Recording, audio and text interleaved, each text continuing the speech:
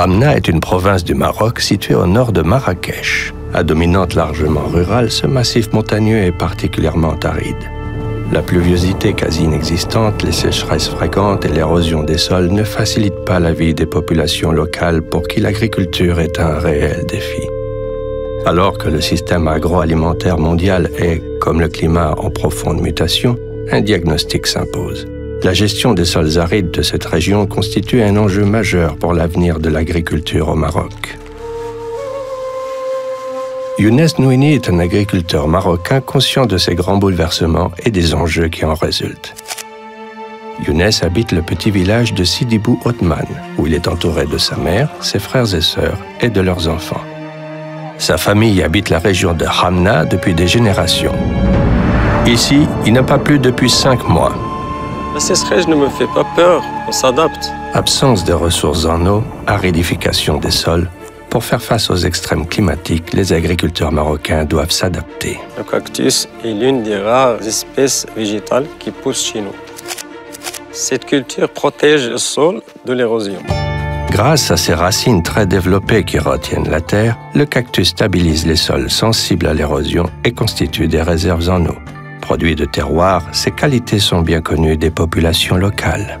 On les cultive pour son fruit, qui sont très riches en vitamines et en sels minéraux.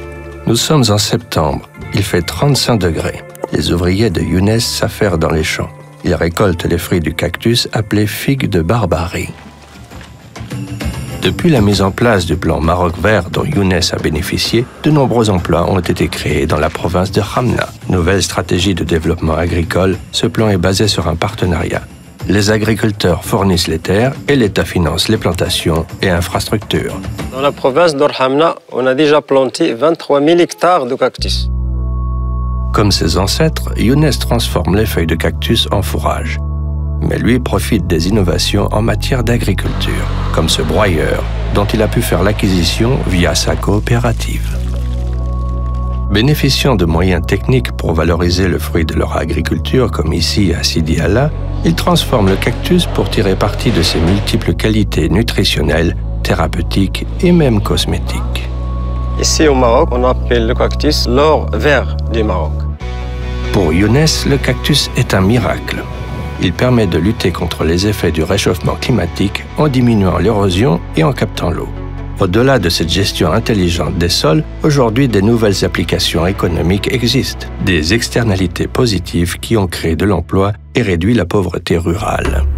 Je suis engagé dans 16 associations. D'ailleurs, Younes est également à la tête d'une coopérative d'apiculteurs. Comme de petits agriculteurs, les abeilles sont essentielles. Elles poursuivent le travail, pollinisent et favorisent la biodiversité. Le Maroc démontre que des solutions raisonnées existent pour contribuer à une meilleure gestion des sols. L'adaptation agricole au changement climatique peut apporter de nombreux bénéfices aux populations locales. Il suffit de les mettre en œuvre. Et Younes, lui, l'a bien compris.